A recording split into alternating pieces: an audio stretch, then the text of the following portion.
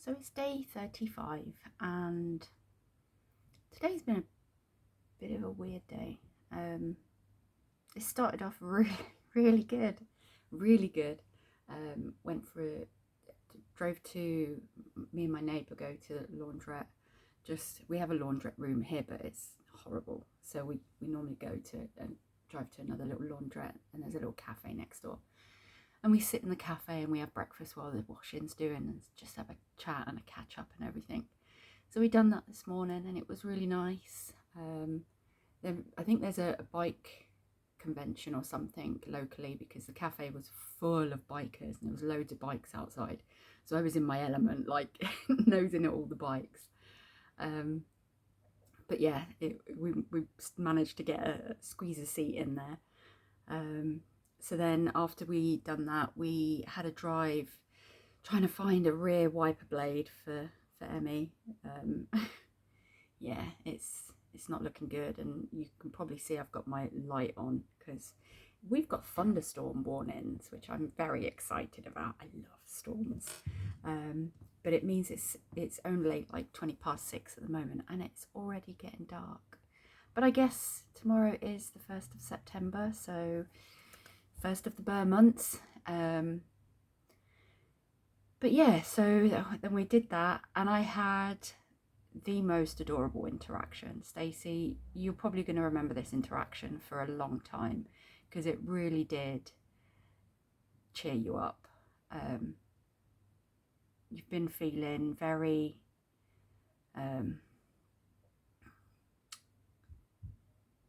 yeah, as much as you've been trying, you have felt a little bit kind of, unattractive and stuff like that. And yeah, that little wink and smile you got today just changed your day. So you just need to start remembering that, you just keep smiling, because all you did today, all you done this morning was smile. And then it seems like since you've got back from the gym, you've let your mind and your mood kind of take over again. But yeah, that little smile and wink you got today.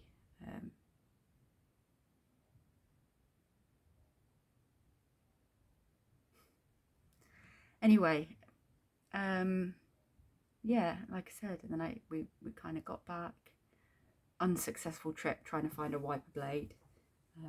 So I think I'm going to have to try and buy one online, which is crap because I really want to see it before I buy it, because it's a weird looking one and the ones that I've seen online don't look like they're going to fit. But there's one other place I think I can try that's in the high street, so I might go and do that tomorrow or Monday when they're open, or Tuesday. You're off Tuesday and Wednesday, so you can maybe do it then. But yeah, yeah, this afternoon's been a bit of a weird one. Your mind's not really full of anything. You're not, yeah, the sort of emotions that you're having today are more on the kind of like,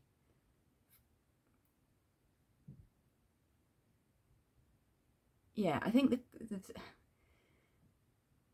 this is, oh my God, I don't know why I'm so worried about talking about some of the things. The whole purpose of this journal is to get it out, to talk about it.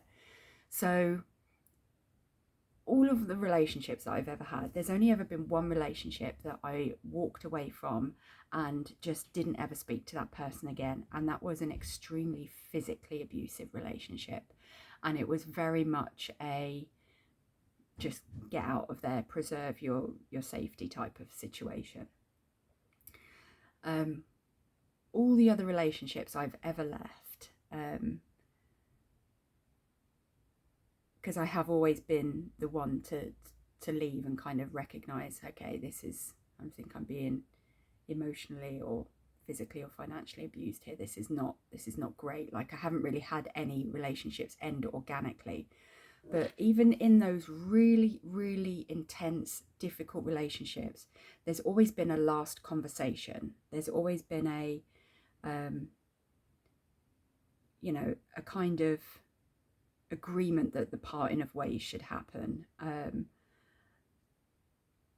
you know, I've obviously had, you know, when I've finished relationships, you know, that I'm walking away from, that I know are quite toxic, and even the other person knows is quite toxic, there's still been an element of kind of like adult conversation to kind of say, you know, I've had guys say, look, I've fucked up, I'm so sorry, I won't do it again. And it's like, I appreciate it, but it's too late, type of thing.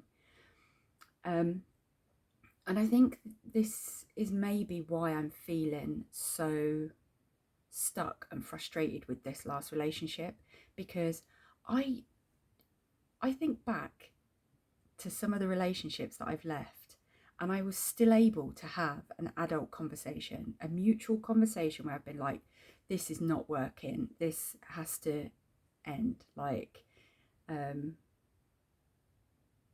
we've both been able to kind of go, you're right, it's not working, I'm really sorry.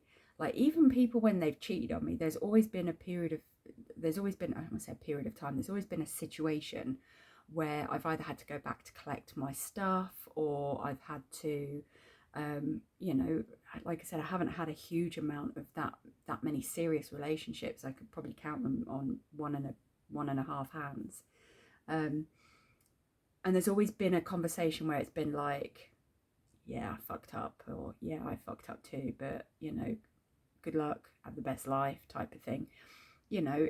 And I just think, and that's even in, like I said, relationships where there's been real toxicity. And I genuinely don't feel like I had that in my last relationship. I just couldn't contend with what my ex was kind of like, the position that they were putting me in. And I just feel like the fact that they've just cut cold turkey and not had an ounce of, you know, accountability to say, Stace, you're right, this isn't working, you know, just an adult conversation. Like, am I really that bad? You know, like I said, I've been able to find the courage to have conversations with people that have physically, mentally, and emotionally, and financially, and spiritually, and all those things abused me. And I've still managed to find the strength and the courage to kind of, you know, answer questions so we can both kind of go our own separate ways. Like I said, there's only one relationship that was extremely abusive that I just had to get out of. And I think that's why I'm kind of so stuck with this one, because I'm just like, to have nothing. Like, I know no contact is good, it helps you heal, and, you know, it helps you move on and stuff like that. But, you know, like I mentioned yesterday, I sent some really sincere messages and just kind of said, look, I'm really sorry this has worked out the way it is. I really wanted to be the person to be able to make you happy, but, you know, I obviously can't. So, you know, I wish you well, and, you know, it really sincere. Like, I remember I read the message to someone because I was just like, was this, did I not say enough? And they were like, oh my God, Stace, like, that is one of the nicest things I've ever heard. Like, you were so sincere and understanding and compassionate and thoughtful, and to just have nothing back. And it's like, am I really that bad? Do I not even deserve the common decency of having a, you're right, you know, I'm sorry, you're sorry, it just didn't work out, thanks for an amazing 7 months. Maybe they weren't amazing, maybe that's why they don't want to talk to me, or they haven't spoken to me. Like, you know, maybe I was in a relationship with someone who, in a completely different relationship with someone, they saw things totally differently. But I genuinely, like I said, it was only up until quite, you know, till the last situation when I was just kind of like, we were working through something, and it was just the situation had come up again and again and again and again and again, and I was just like, and like I said, I would have put up with it again and again and again. But the moment they started lying about it, I was like, no, I can't contend with that. So, but to just have someone like who you propose to, like, whenever when I was on a video call to him, you know, he used to joke and call me his wife, and you know, whenever we were going through something bad, he'd always put his hand up to the camera with his ring, and he's like, this means something, this means something. So to do that and then to just cut me out, not even a, I mean, even if they didn't want to apologize, even a, you know, you're not a bad person, I'm not a bad person, we just need to go our separate ways, this isn't working, you know, good luck, have the best life, type of thing. To not have that at all, like, that's, it's just, I suppose it's just reaffirming to me that I do have quite a lot of emotional intelligence and common decency, and to just, you know, provide, like I said, I don't wish anyone in my past ill. You know, things, everyone is doing the best with the knowledge that they have. No, I don't, like I said, I don't think I've ever encountered anyone in my life who was intentionally spiteful or evil or anything. So when things have happened, it's because they've been triggered or I've been triggered, and situations have erupted into things. But at the end of the day, there was obviously something there to be that committed to someone. So to just have that kind of, you know, sorry things didn't work out, you know, hope everything works out for you, take care, you know. And I suppose instead of being upset with them and kind of wondering, you know, which is what some people would do, I'm doing what I always do, which is turning it on myself and kind of going, God, am I that bad a person? They can't even just say, you know, it didn't work out, I'm sorry it didn't work out, but, you know, I wish you well, and, you know, take care. Thanks for, you know, the times when it was good, and sorry for the times it was bad, but yeah, it is what it is. And crazily enough, that used to be his saying. It's funny because, you know, he convinced me that he was healed from all his past trauma, and it's only through this healing journey that I'm like, healed doesn't exist in life.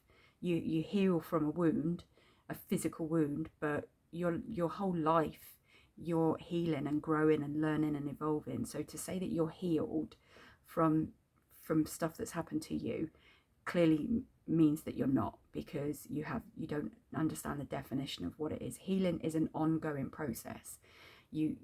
Everything, you know, it never stops. You know, if it does stop, then you're not doing life right. You know, that's one of the things I've kind of come to learn, is that thinking back, all my darkest moments have been the times when I've grown the most, and to not want those in my life now is to deny me of growing and evolving as a person. You know, life is the journey, it's the process. It's not I've realized it's not a destination, it's not a goal, it's not a mission to get somewhere. It is, life itself is what life is about. And it's crazy because, you know, I look back and I think, oh, you know, there's times in my life when, you know, I started smoking when I lost my dad, got addicted to that, managed to quit. I started drinking, I got, you know, had to go to Alcoholics Anonymous and recover from that through a toxic situation. I've also had issues with drugs when I was a lot younger, in my sort of late teens and early 20s. Again, managed to conquer that. It was, you know, wrong crowd, influences and things like that.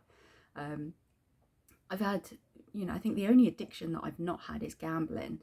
You know, I've had addictions to everything, and BPD is one of the things, is risky behaviours, is to have those kind of, you know, the risky behaviours are normally quite addictive things, like smoking, drinking, driving too fast, things like that. And thankfully, the only risky thing that I have related to BPD is kind of overspending, which I don't do anymore. I haven't done that for a long time, in the point of where I'm accumulating stuff. You know, I spend my money now on people and things that matter to me, rather than just spending it on stupid stuff. And I look back and I think, you know, they tried to convince me that they were healed, and yet I can count 5 addictions that they had, that were, you know, there was only one of those addictions that I said, you know, if you want to do those things, that's entirely up to you, but one of them is quite disrespectful to me, and I'd really like to try and understand why you have this addiction, and for us to maybe work towards that not being the case, because I find it quite, it affects me. This one affects me. The others, I don't know. If you want to do all those other things, you do all those other things, but this one thing, this one element is quite a, you don't need to do this anymore if you've got someone in your life. And I just, and then it kind of like, it hit me today, and it's just like, you know, addictions are ways to hide pain and to hide things and to bury things, and, you know, and I look back in situations when we've kind of like had a little tiff, and they have, I've seen them physically turn to 2 or 3 of their addictions and been kind of like now I can see it from this standpoint. I'm like, okay. And it's funny because it was them saying, I'm healed, I know how to heal myself, you know, it is what it is, and I genuinely, there was a part of me that genuinely believed that they were healed, but now I'm looking at it, this whole inability to just have a conversation and kind of go, it's not work, thanks very much, you know, take care, wish you well. Like I said, for us to be, you know, we were engaged, and then to have them not even, you know, say, take care of yourself,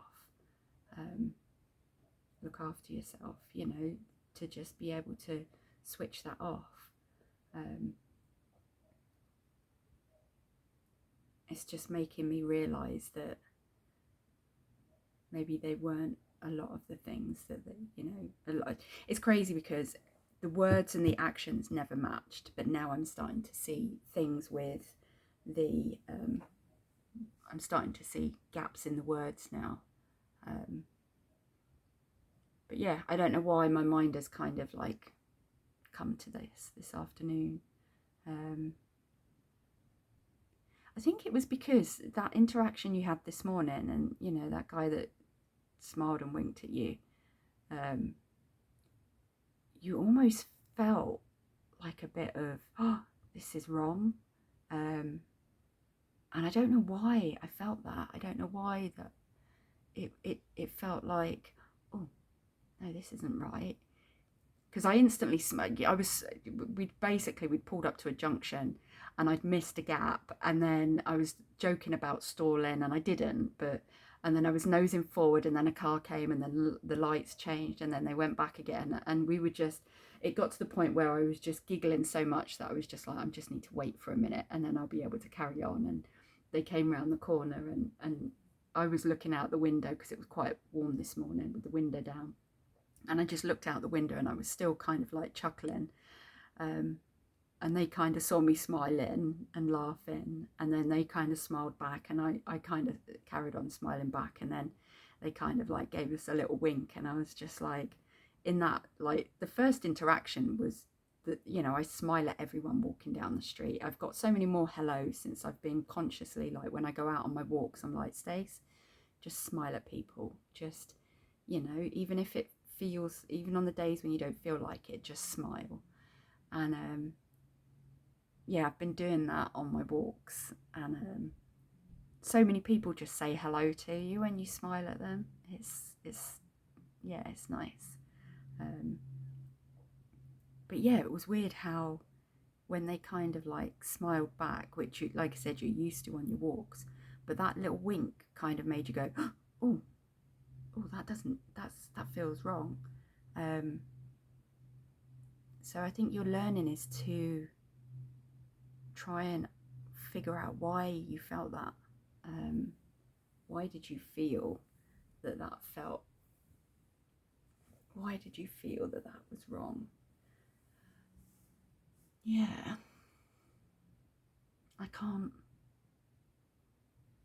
I know I'm definitely not ready for anything yet. I've got huge amounts, and I've already had, you know, someone say to me that they are sort of, you know, they like me in that way, and I've had to kind of be honest with them and say, look, you know, thank you for your honesty, but I'm just not in a place for a relationship at the moment. And they were really sweet. They were like, as long as I can still keep you as a friend, then that's fine. And you know, they're absolutely, you know, I love and adore them to bits, but I'm not anywhere in a space to get into a relationship with anyone at the moment. But yeah, it's weird how that kind of, yeah, didn't make you feel how you would normally expect something like that to make you feel. So yeah, your learning today is to maybe have a little think about that. Why did that feel? Who knows? All these questions. I love it. This is just fascinating for me. Like, you know, being able to have these kind of conversations and to really dissect what's going on in my head and kind of talk about it. Yeah, it's crazy. So yeah, that you're learning, Stacey, is to figure out why, when a cute guy winks at you, why you feel guilty, because that's not right. You're single, you're beautiful, you got a lot of love to give. When cute guys wink at you, you should be able to just have that warm, fuzzy feeling and not have any guilt associated with it.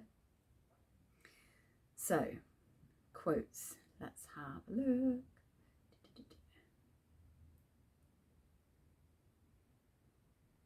I am gonna, nice, quick, short, sharp, which I'm gonna try and make this post that, but saying that is already at 20 minutes.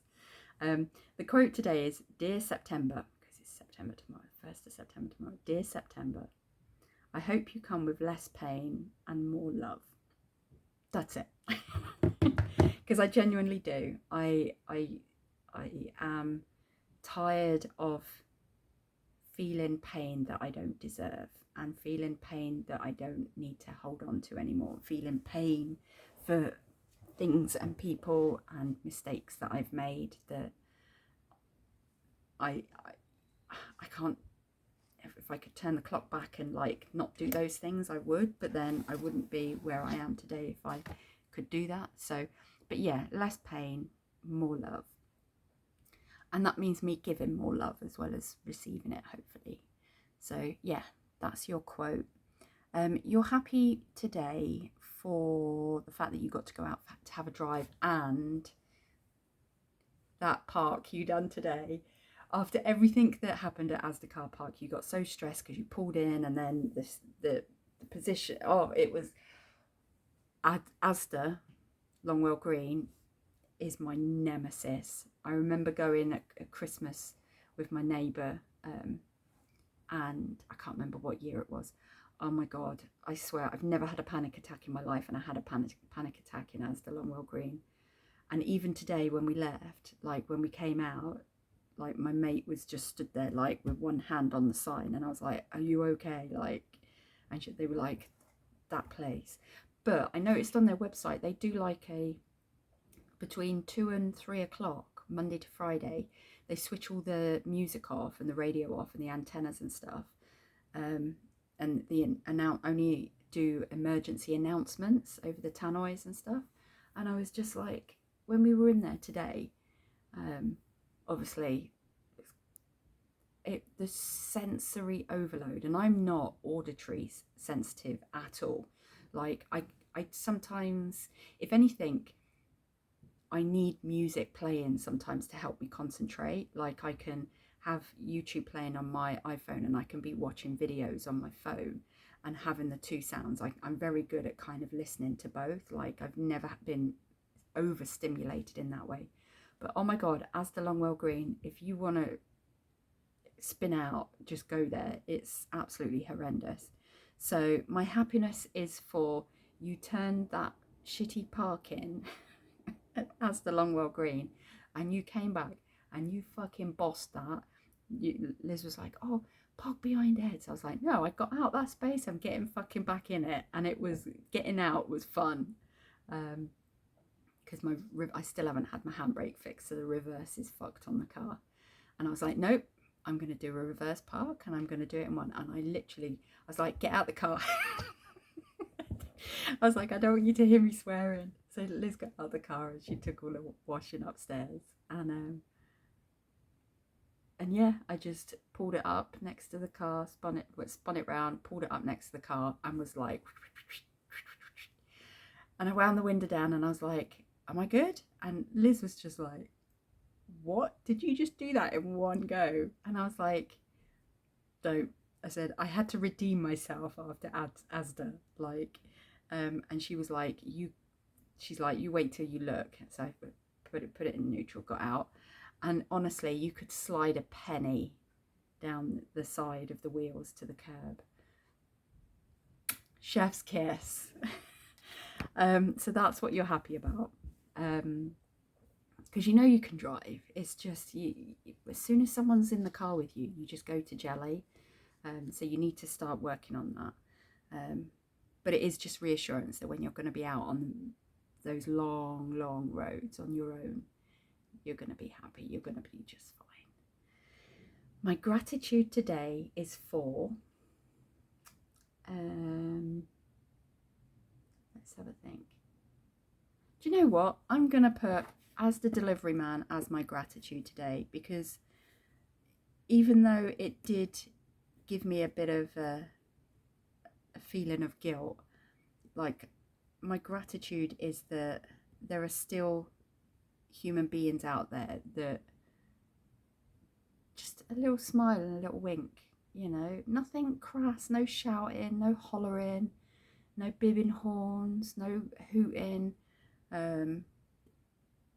You know, I get, like, when I'm out on my walks, I get shouted at out of cars and bibbed and stuff, and I'm like, oh, it just makes me angry. But this interaction, like, until you winked, mate, seriously, you that smile was all that needed. But my gratitude is for you and all the people out there that can just, in a small gesture, just make someone smile and feel good about themselves. So yeah, that's my gratitude. So that's day 35 done. Yeah, you need to learn, Stacey, to stop thinking about things that no longer deserve space in your head. And this journal is helping. Every time you're talking about something and you're getting it out and you're airing it and you're talking about it, it is helping. So just keep doing that. I've not got anything on my hair because, as you can probably see, I have white hair and I'm colouring it tomorrow, so I didn't want to put anything on it. So I feel like I've got a real fluffy, flat, fluffy hair today. But this is the whole part of the journal coming on. This is your raw self. No makeup, no nothing. This is you. You're going to have to learn to look at this and go, this is the vessel you were given. You're going to have to just suck it up and love what you've got, because you ain't getting no procedures to change it. Just enjoy, love and appreciate this, whether you've got fluffy hair or whatever. So I love you. I'm proud of you. You smashed the drive-in today. Even on you had there was a lot of traffic about, and there was a few times that you could have lost your shit and you didn't, and even your friend was just like, you've not lost your shit today. It's like, thanks. Professor Merle has just left. I was hoping he'd pop back in. He's had his treats and buggered off. That's the cat, by the way. We've called him Professor Merle. Yeah, that's about it. That's your Saturday. The third. Just got attacked with something. A midgie in this. It's probably the storms that are brewing. The little bugs are coming out. Oh God, Stace, get your brain back together. What were you doing? You were saying.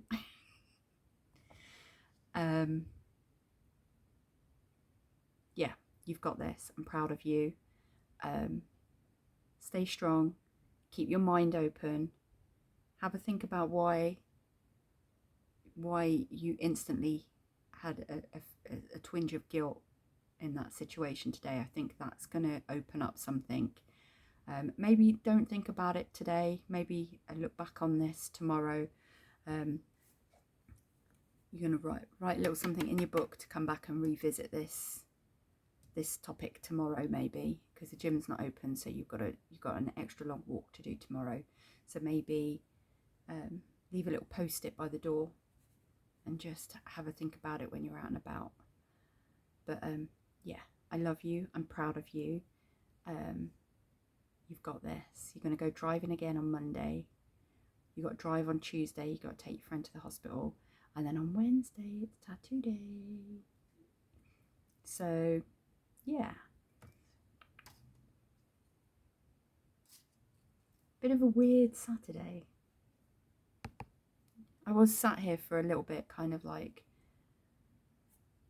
feeling a little bit anxious about coming on and doing today's journal, because you just, this is the thing, like my brain is it's bored of talking about this situation now. Like I'm done, my brain is done, but I just don't understand why these emotions and these questions and these things keep coming up. But I have to accept that that's part of healing. You've got to just feel it, work through it. It is what it is. It's going to take as long as it takes. As much as I want to get it all out and get done with it so I can move on with my life and not have to, have this come up as often as it does and stuff like that. But I think the more you're talking and the more you're kind of delving into things like today, questioning and saying to yourself, is what you did at the very end that disastrous? Is it that monumental that it requires someone to never speak to again? And if that's what they think, then that just proves that you made the right decision, because that's not what an emotionally mature human being does. Like, it's, yeah. So just keep asking these questions, making a note, but just like waves, let it come and go. Don't dwell on it. You're learning to swim, you're learning to surf, you're learning to do all the things. So as the waves are coming in and the questions are coming in, you're able to deal with them a lot better. So yeah, I love you. I appreciate you. I'm proud of you. I'm so fucking proud of you for keeping going. For beating all your addictions. You don't have any anymore. You don't drink, you don't smoke, you don't take drugs, you don't get smashed out your face on drugs. You've managed to get your social media down. Like every week it's like you've used your phone X amount of hours less this week, and there's been days when you've switched your phone off like for 90% of the day, and then you've turned it on just to get messages from Hinton. So even that side of things, you're not spending, you've never gambled, so you're doing all right. You're coping with you're working through things in your life in the way that you're supposed to, and that's by feeling them, conquering them, learning from them, growing, evolving, being understanding, making sure everyone involved in the situation you've been compassionate and caring and thoughtful and considerate and everything. whilst still protecting your own peace and boundaries. So I'm proud of you. Keep going. Day 35 done. It's crazy. It's like, yeah, it's good. Anyway, that's it. I'm just I literally just had a moment then when I was just like, what am I doing? But anyway, I'm gonna go. Stay kooky.